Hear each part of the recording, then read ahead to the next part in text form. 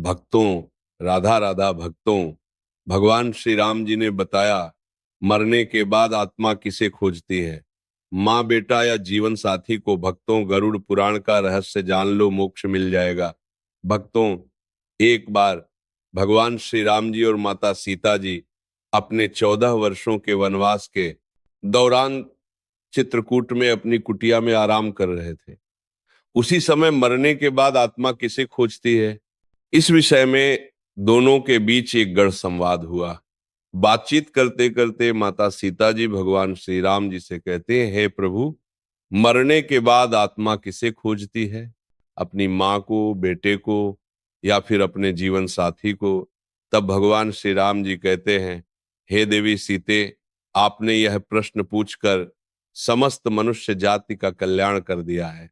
मैं आपको इस प्रश्न का उत्तर एक अत्यंत ही कल्याणकारी कथा के माध्यम से देने जा रहा हूं।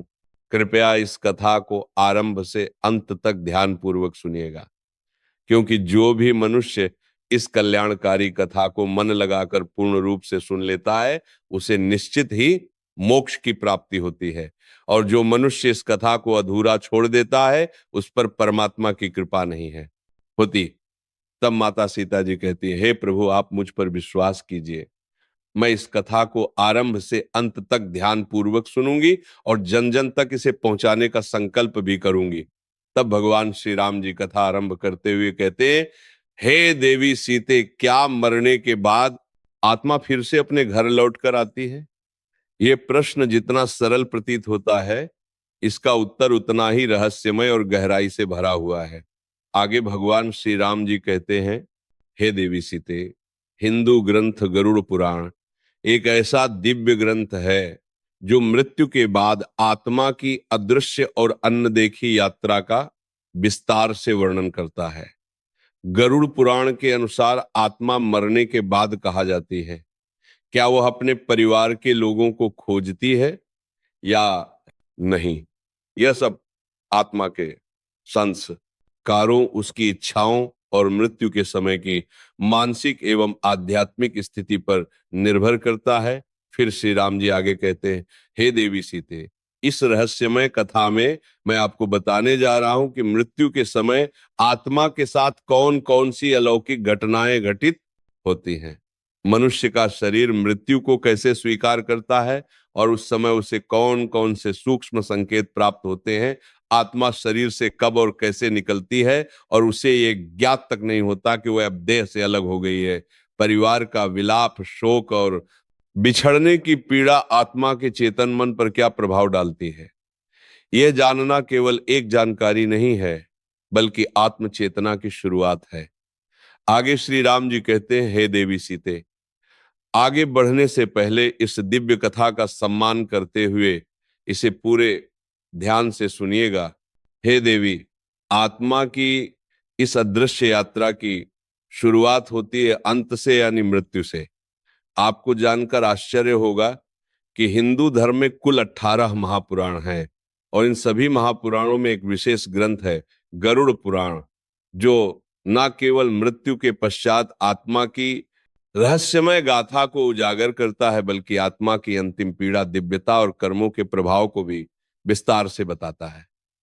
गरुड़ पुराण में लगभग 19 शून्य श्लोकों के माध्यम से भगवान श्री नारायण ने अपने सारथी गरुड़ देव को उस परम रहस्य को बताया है जो आत्मा की मृत्यु के बाद की अवस्थाओं को विस्तार से स्पष्ट करता है।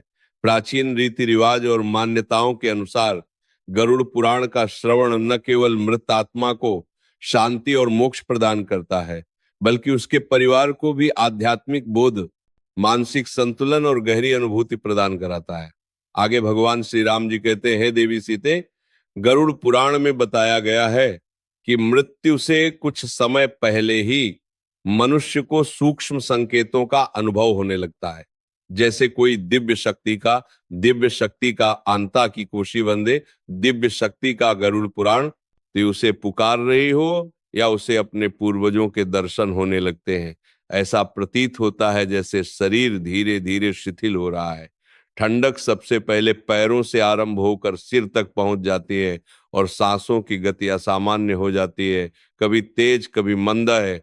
मृत्यु से कुछ क्षण पहले मनुष्य के चेहरे पर एक अलौकिक तेज आ जाता है, जैसे उसकी आत्मा दिव्यता से भर गई हो।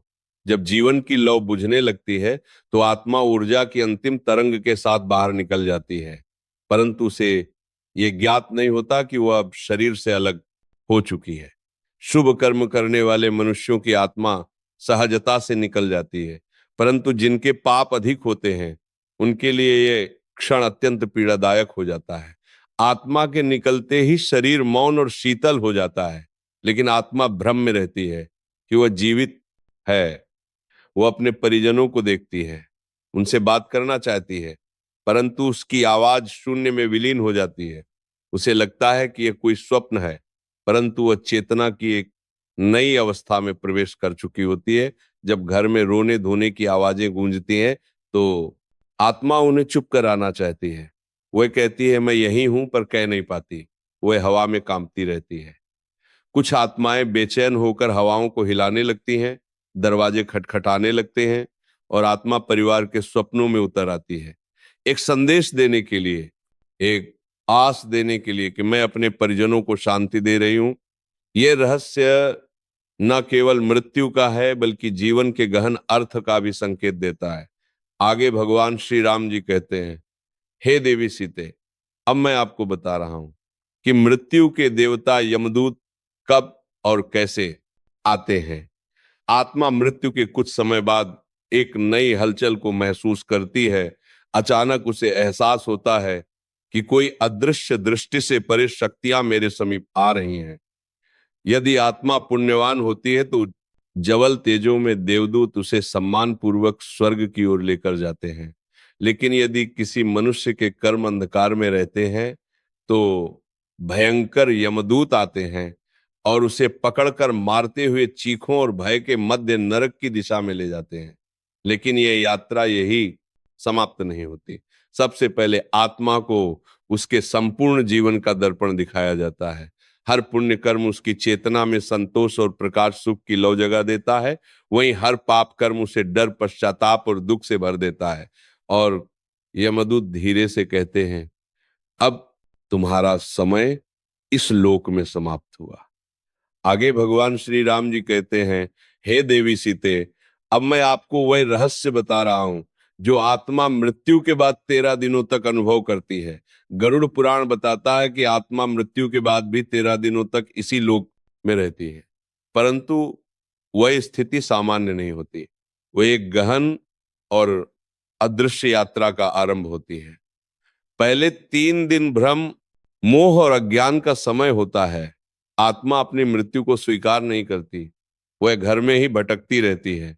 अपने परिवार के लोगों से बात करना चाहती है, पर उसकी आवाज कोई सुन नहीं सकता। यदि मृत्यु दुखद या हिंसक होती है तो आत्मा बेचैनी, दर्द और उलझन में फंस जाती है। चौथे दिन से 2 दिन तक आत्मा को धीरे धीरे सत्य का ज्ञान होने लगता है। उसे महसूस होता है कि मैं अब शरीर का हिस्सा नहीं हूं। यदि परिवार द्वारा धार्मिक विधि विधान अनुसार क्रियाएं की गई होती हैं तो आत्मा को थोड़ी राहत मिलती है, लेकिन जिनकी इच्छाएं अधूरी रह जाती हैं उनकी आत्मा अशांत, दुखी और अस्थिर रहती है। गौ से तेवदिन तक आत्मा के लिए विदाई का समय आता है। पिंडदान और श्राद्ध उसके अगले लोक के द्वार खोलते हैं। जिसने अपने जीवन में धर्म और पुण्य कमाया होता है उसे देवदूत स्वर्ग की ओर लेकर जाते हैं, जबकि जिसने पापों का बोझ संचित किया होता है उसे यमदूत नरक की ओर लेकर जाते हैं। आगे भगवान श्री राम जी कहते हैं, हे देवी सीते, अब मैं आपको बता रहा हूं कि आत्मा कैसे देती है संकेत। जब कोई आत्मा मोह में बंधी होती है तो वह रहस्यमय इशारे छोड़ती है, जैसे स्वप्नों में आना, घर में अदृश्य सुगंध फैलना, बिजली का अपने आप जलना बुझना, अचानक ठंडी हवा का बहना, ये सब आत्मा की मौन पुकारे होती है। गरुड़ पुराण बताता है कि मृत्यु के बाद आत्मा स्थूल शरीर को छोड़ देती है, लेकिन उसकी चेतना बनी रहती है। वह सबको देख सकती है, सुन सकती है लेकिन बोल नहीं सकती, क्योंकि अब उसके पास ध्वनि उत्पन्न करने वाले शारीरिक उपकरण नहीं होते। जब भावना गहरी होती है तो आत्मा बिना बोले भी संवाद कर लेती है, कभी स्वप्नों में, कभी दिव्य सुगंध के रूप में, कभी उपकरण अपने आप बंद चालू होकर। ये सब आत्मा के मौन संकेत होते हैं। मोक्ष प्राप्ति का मतलब होता है आत्मा परमात्मा में विलीन हो जाती है और फिर वापस नहीं लौटती। और जो आत्माएं स्वर्ग या नरक जाती हैं, वे अपने कर्मों का फल भोगती है और पृथ्वी के कार्यों में हस्तक्षेप नहीं करती। परंतु जो आत्माएं अधूरी इच्छाओं के कारण भटक रही होती हैं, वे कभी कभी संकेत देकर सहायता की कामना करती हैं। गरुड़ पुराण बताता है पूर्वजों की आत्माएं पितृक में निवास करती हैं, और जब उनके वंशज श्रद्धा से तर्पण या श्राद्ध करते हैं तो वे प्रसन्न होकर आशीर्वाद देते हैं। यदि परिवार पर कोई संकट आने वाला होता है तो पितरों की आत्माएं संकेत देती हैं, कभी स्वप्न में, कभी अंतर्मन में। यदि किसी दिवंगत आत्मा का बार बार स्वप्न में आना हो तो यह समझना चाहिए कि वो कोई संदेश देना चाहती है। गरुड़ पुराण बताता है कि ये स्वप्न केवल संयोग नहीं बल्कि सूक्ष्म संदेश होते हैं। बहुत से लोग बताते हैं कि अचानक किसी दुर्घटना से बच गए हैं या कोई अदृश्य शक्ति उनके साथ थी। ये शक्ति संभवतः उनके पूर्वजों की आत्मा होती है जो संकट के समय उनकी रक्षा करती है। जब घर में श्राद्ध, पिंडदान या धार्मिक पाठ होता है तो आत्माएं प्रसन्न होकर उस घर में सकारात्मक ऊर्जा भर देती हैं, जो परिवार को मानसिक शांति, सुरक्षा और समृद्धि प्रदान करती है। आत्माएं कभी स्वप्न, कभी विचार, कभी आभास के माध्यम से लोगों के निर्णयों को प्रभावित करती हैं। आगे भगवान श्री राम जी कहते हैं, हे देवी सीते, ये एक सूक्ष्म संवाद होता है जिसमें प्रेम, चेतावनी और आशीर्वाद छिपे होते हैं। आत्माओं को प्रसन्न करने के लिए लोगों को प्रत्येक वर्ष श्रद्धा और पिंडदान करना चाहिए। गरुड़ पुराण, पितृ स्तोत्र और महामृत्युंजय मंत्र का पाठ करना चाहिए। जरूरतमंदों को भोजन और दान देना चाहिए। इससे पितृ आत्माएं प्रसन्न होती हैं और प्रियजनों की रक्षा करती हैं। परंतु जो आत्माएं अधूरी इच्छाओं में बंधी होती हैं, वे कभी कभी खतरनाक भी बन जाती हैं। इसीलिए उन्हें शांति देने के लिए विशेष पूजा पाठ, दान और मंत्र जाप आवश्यक होता है। आगे भगवान श्री राम जी कहते हैं, हे देवी सीते, क्या कभी आपको लगा है कि जब जीवन में सब कुछ डगमगा रहा होता है तो कोई अदृश्य शक्ति आपका मार्गदर्शन कर रही होती है? वह शक्ति कोई और नहीं बल्कि कभी आपके पूर्वजों की आत्मा, कभी परमात्मा का संकेत और कभी आपके पुण्य कर्मों की छाया होती। आगे भगवान श्री राम जी कहते हैं, हे देवी सीते, अब मैं आपको बता रहा हूं कि मृत्यु के बाद आत्मा किसे खोजती है? अपनी मां को, अपने बच्चे को, अपने पति को या अपनी पत्नी को? यह सवाल जितना भावनात्मक है उतना ही गढ़वी है। इसका उत्तर गरुड़ पुराण, ब्रह्मावर्त पुराण और आत्म जागरण से जुड़ी संत वाणी में विस्तार से मिलता है। एक आत्मा सबसे पहले उस संबंध को खोजती है जिससे उसका मोह सबसे गहरा होता है। यदि मां के प्रति अत्यंत मोह था तो आत्मा मां को खोजती रहती है। यदि संतान के प्रति लगाव अधूरा रहा था तो आत्मा बच्चे के आसपास भटकती है। यदि पति या पत्नी के साथ प्रेम अधूरा रह गया तो आत्मा जीवन साथी को खोजती रहती है। इस प्रकार आत्मा भावना की तरंगों से खींचती है, रिश्ते की परिभाषा से नहीं। मृत्यु के बाद आत्मा का कोई नाम नहीं होता, वह केवल भावनाओं और संस्कारों की ऊर्जा होती है। वह उसी परिवार को खोजती है जिसमें उसका मोह, संकल्प या अधूरी बात शेष रहती है।